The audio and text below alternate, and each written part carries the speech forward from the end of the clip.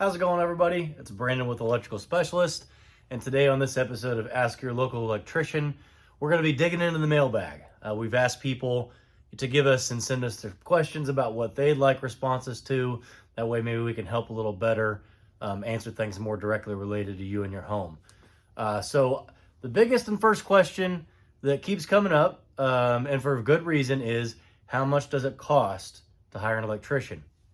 Now, this is a very fair question, and the reason it gets asked so much is because, as always, the answer is it depends.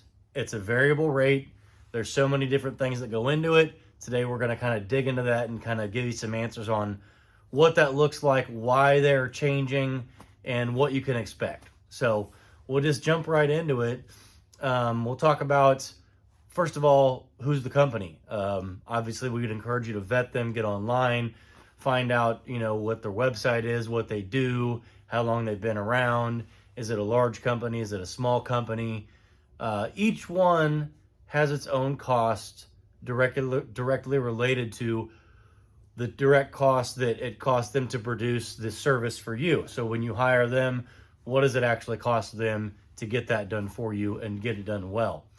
Like I said, some companies are large, some companies are small. Some companies have a giant office with 50 people in it and 2 warehouses, and some people work out of the garage, some people work out of their house.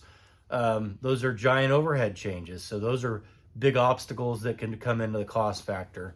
Another one is, then this is a very obvious one, when you see trucks from companies around, are they shiny new trucks? Do they have big decals on them that cost a lot of money? Some of those wraps are $5,000 to $10,000, and some of those trucks are $60,000 to $100,000 each, and some companies have 20 of them. So do they have nice trucks, or do they have older, kind of rusty, maybe oil leaking vehicles? Some people want to cut down on that overhead cost, and they choose to have older vehicles. Maybe they're a maintenance guy or a mechanic themselves and try to fix them in-house. There's no wrong way to do it. It's just everybody has a different method. So those are 2 big ones. Also, do they pay their guys top dollar? Now, of course, there's no way to really know this. You could call and ask, but I think it's pretty obvious. Companies with nicer things tend to keep people around. They pay them more top dollar. They pay them benefits so they're happy and healthy. Most companies are trying to reduce turnover.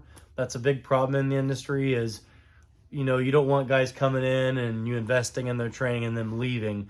So the best way to do that is pay them as much as you can and give them benefits, but those cost a lot of money. Some companies can't do it. Some companies can.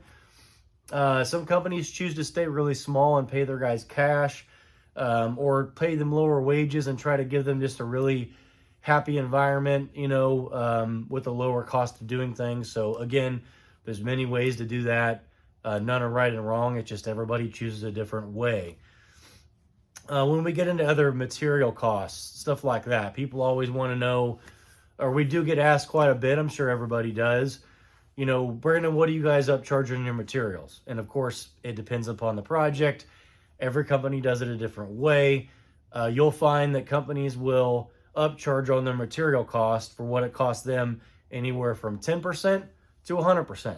So say something costs them $1, somebody might charge $1.10, somebody might charge $2 for a $1 item. There's a lot of stuff that people don't see in there, though. There's a lot of transit between getting parts, wasted time on filling inventory, warehouse management. I know most people don't really care about that stuff, but those are direct costs related to providing a good experience for the customer and making sure that they have what they need when they're there. So material cost, of course, is different for everybody. Every company's structured different, but we typically see between 10 and 100. So that's what you can expect. A bunch of other factors that come into play. I'm just going to kind of rattle these off because anyone who knows anything about small business, the costs just seem to keep coming. Every month it seems like there's a new bill from a different company that I won't say have to hire, but to compete these days, you really do need to keep up with technology and how things go. So a lot of these things are insurance, licensing, taxes, workers' compensation, software, bookkeeping, coaching, franchise fees, interest on loans and interest on debts, vehicle payments, transit fees, uniforms, tools, marketing, credit acceptance. The list just it just goes on forever. I don't want to bore you with that. That's not where we want to go today. But if you're interested in all those direct costs, whether you be looking into starting your own company or just want to know why do things cost what they cost, I'd encourage you to get online and look up maybe Chat GPT. They do give some pretty good answers on there. Why do things cost what they cost? What are all the unseen costs of being a small business that get passed on? So we'll leave that one there for you to do some research if you like. Let's get to the expectations of a service call. Obviously, we're in the residential service industry, so that's what we're speaking from. So when people ask us, we get calls and they say, Brandon, what's your hourly rate? We don't do an hourly rate, but we have in the past. So I'll kind of speak on that and what I see other people doing, what we've seen in the industry. That's the way it used to be for almost everybody, is hourly. So those expectations are something like this. You call for an electrician, of course, whatever company that you vetted and called, and they're going to tell you whether or not, there's a dispatch fee or a trip charge or a service fee. A lot of people have those. They're becoming more relevant these days with the cost just going up and up for everyone. So whether there may or may not be a trip charge or service fee. And then per hour, we see variable rates going anywhere from $50 an hour for some who may have just started a company to $200 an hour, for a larger company that maybe is specialized in something. That is quite a range, I understand, but like I say, each company has direct costs that are so different company to company. Really, you don't know what to expect unless you ask them. And most people are happy to tell you if they have an hourly rate, what it is. Some feel that's a little bit smoke and mirrors, I understand, but there's a reason for that.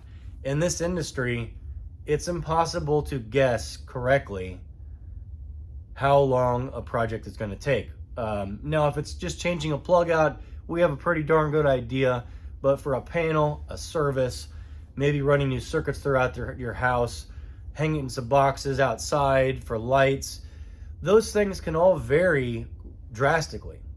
So a lot of pushback people give on the hourly thing is, as soon as we start the time clock and we're getting ready to go to work, the pressure starts building. And it's like, okay, well, he's made 5 or 6 trips outside to get parts. Am I getting charged for that? There they go on a service to get a run to get parts from the parts house. Do I get charged for that drive? Are they stopping to get lunch while they're out? Maybe go to the bathroom. There's a lot of questions that aren't really talked about in that, and we're starting to get worried about that. And then they come back and you see somebody on a phone and you're thinking, hey, is that directly related to the job, or is he calling his girlfriend?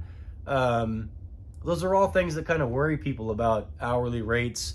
They sound good at first, and then, you're kind of taking a ride with the contractor from the beginning of the project to the end, and then, the final price is revealed. And then we ask all the questions about, well, what about those trips? Were they charged? Some people are comfortable with that. I would say if you want to go with the contractor who's hourly rate, you might want to ask them all those questions. What's all involved in that hour?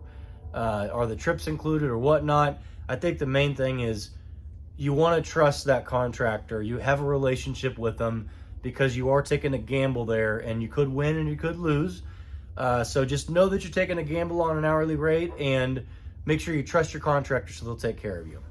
The other way of going about it is a flat rate or an upfront pricing, straightforward pricing. This is the route we choose to go for different reasons, but let me just kind of explain what that looks like.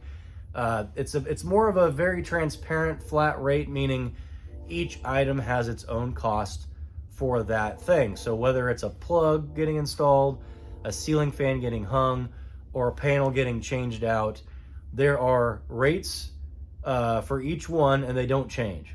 So it's this number to do that, it's this number to do that.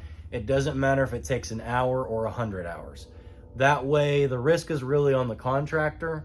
They're trusting their technician to do it in a timely fashion, and they're taking a good guess from their experience on how long that'll be, what parts will be used. But if things go south, which they often do, because as of the recording of this video, I can't see inside of walls, and I don't have a crystal ball, and I think nobody else does. So we are taking an educated guess. If things go south, on a flat rate, the contractor that doesn't then come to the homeowner and say, you know, we ran into this problem, we're gonna have to charge this much more. That's not how it works. That's the flat rate. The contractor's taking the risk on the win or loss by how experienced and how good his employee is, how good the technician is. If the technician struggles and fails and has to redo it or something like that, the contractor eats that cost. That's part of flat rates. Hopefully it's a win for everybody. That's the intention, obviously, but things change a lot. So to kind of wrap that all up, there's an hourly rate, there's a flat rate, there's obviously variables in material, variables in hourly, either way you go.